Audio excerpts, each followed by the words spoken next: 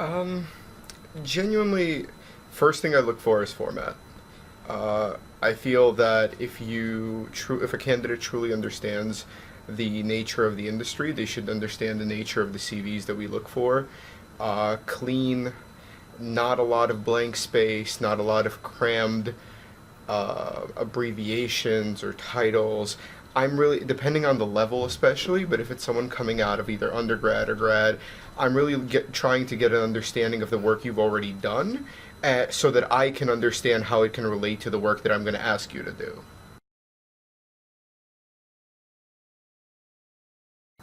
This one is a debated topic, even across my coworkers and myself. Personally, I don't really look at the cover letter too much. If you feel like you have a story to tell, if there's a special circumstance of what the company means to you, if you have a real grasp of the position, if you've done it before, whatever it may be, invest the time, definitely. But if you're going to do a boilerplate just to get it done, I would encourage you not to, because we can tell it's kind of obvious.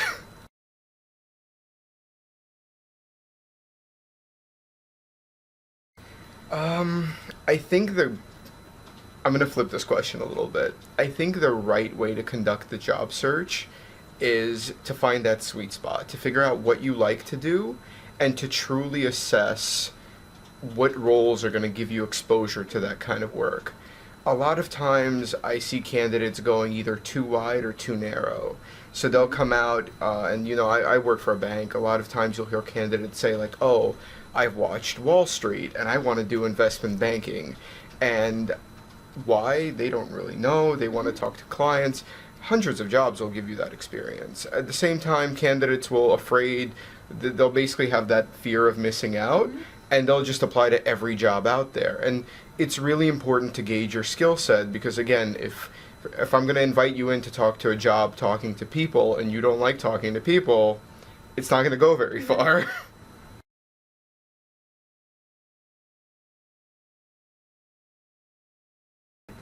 Generally speaking, I don't believe in a one-man decision process.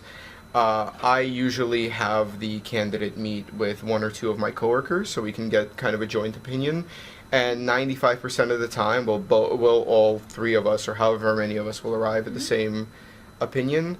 If there is a tiebreaker, honestly, a lot of times I also resort to the airplane test. Like, you may have the materials pat, but do I feel like our personalities jive? If we're going to be spending 8, 9, 10 hours a day together, can we be really sitting in close proximity and working together, or is this going to be, a painful relationship?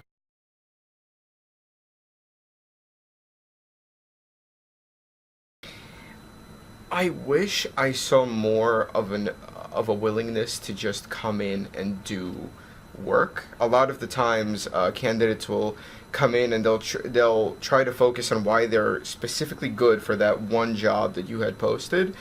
I like to think of a team. No matter, on my team we have four different people doing four different tasks, but we're still one team. And if one person is short, it's not right for all of us, the three of us, to leave at 5 and that person to be there till midnight. So I like to see an appetite to really go above and beyond, to learn tasks that are not specific to that job, but just to really contribute to the team as a whole than just to get that one job.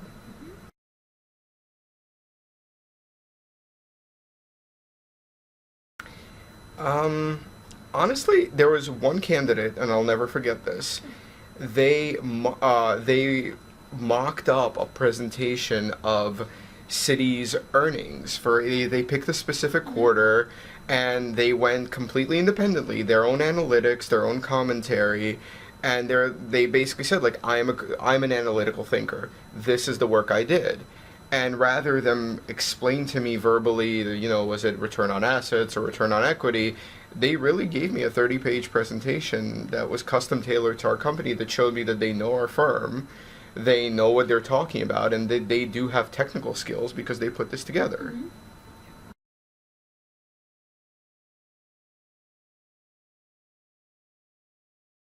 One of mine personally, and this is because I grew up in a very formal environment, a lot of times candidates will drop the formalities And eventually, should you come on and should you join the team, we'll all be buddy and we'll all be friendly with each other. But during the recruitment process, it is employer and employee, and even though over time that goes away, it's important to not destroy that line right away, because you have to wait for the cue that that's okay.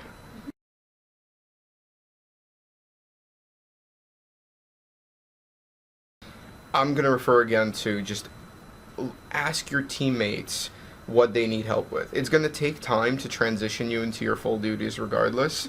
So especially at the beginning, you're not going to be 100% busy to capacity.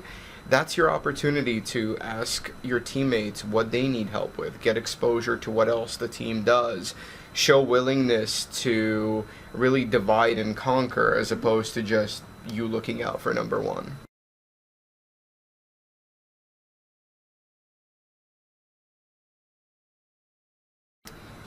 Honestly, my idea of building a network is not a group of people who you go to when you have problems or you have questions. A network is a group of resources, and you should make the people in your network feel like you care about them genuinely. That means, wishing them a happy birthday. If they got a promotion, hey, thumbs up on LinkedIn. You should reach out, once a month, at least twice a month, just to see how they're doing. Because when I feel like you're invested in me, if I know that you need something, I'll be more likely to help you because I feel like there's a connection. If you come to me every time that you run into a roadblock, no one wants to be in a one-sided relationship.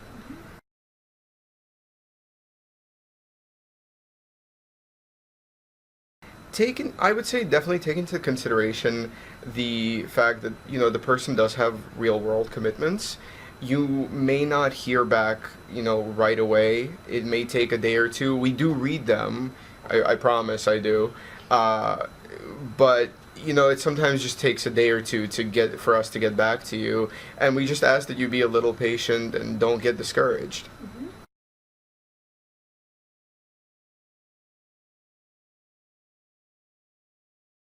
Me personally, or about the role? So if a student is reaching out to you in terms of like a specific role, or they're reaching out to you to have coffee or to have a conversation, what would you want them to know ahead of time? Sure. I would ask that you take the time to know a little bit about what I do. So, whether if you're reaching out to me because of my affiliation with Baruch, to know that, that I did my undergrad here. If you're reaching out because of my role at Citi and your interest in rating agencies, know a little bit about the rating agency space. Just do your homework. It really just comes down to, it makes a more effective conversation. And if we're meeting for coffee for half an hour, it makes it easy if we could just sit down and hit the ground running. That's about it.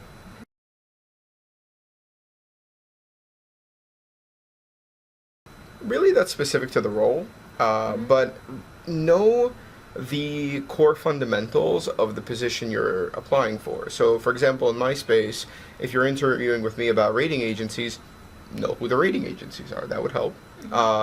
Maybe if you can get a glimpse at some methodologies or ratings reports, so you should be able to talk legibly and knowledgeably about the space. I don't expect you to know everything. But if I ask you something that's very common term, it's going to be a red flag if you can't grasp it.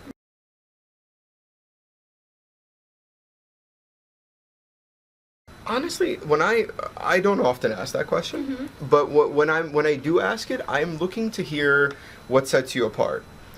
Your GPA. Don't tell me something. For me personally, don't tell me that's something that's written on your resume. I could see what your GPA is. I could see what classes you've taken. If if you enjoy something, for example, when I got asked that question, I used to tell people I love whitewater rafting. And it gives you the kind of sense of the person I am. I like risk, but controlled risk. And lead that statement about yourself back to what you're doing. Why do I like banking? Because it's a risk, but a controlled risk environment. And that speaks very much to what I'm about and what I enjoy in my own self. So connecting it back to Exactly. why you're there. Not Exactly. just saying, I love whitewater rafting and just that's it. Exactly.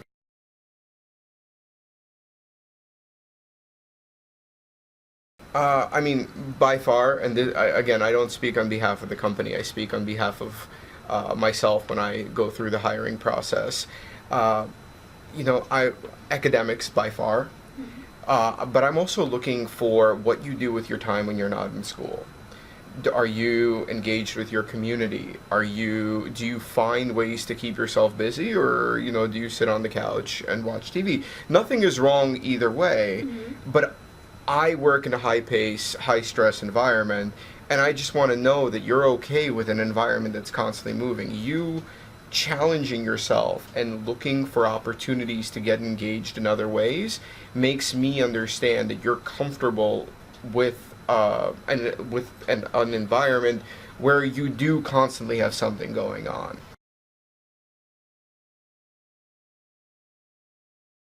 Yes, actually. I've never gone through the process of being an international student, and I have a lot of friends who did, and I admire them for the challenge. My only advice is be upfront about it. Hiding it, and it'll either come out later, or even if when you get hired you'll be disappointed, because if a company tells you they can't sponsor, it's not an employer decision. So like HR will tell me it's just something we don't do, and appealing to me will just make me heartbroken because I really want to hire you and I just don't have the ability to. So I know it's a challenge, but just be upfront about it, own it, and that's the best route you can take. And if a company can hire you, they'll hire you, and if not, that's unfortunate, but it's much worse than faking something and they find out later anyway. Realistically, don't make decisions based only on what your classmates tell you. I'm sorry. You and your classmates know just about the same in terms of knowledge of the industry. If I had asked someone when I was an undergrad whether there was a role speaking to rating agencies, no. My undergrad friends thought there was investment banking, there was controllers, there was asset management, the standard. There are a lot of nuanced positions in companies that you really don't hear about because there's only one or two of them across the whole firm, and they're rich with experience and rich with exposure to seniors. And those are the positions that give you the most development as a professional. So don't go hunting only based on what other people want. Read the job description and really go after something that appeals to you.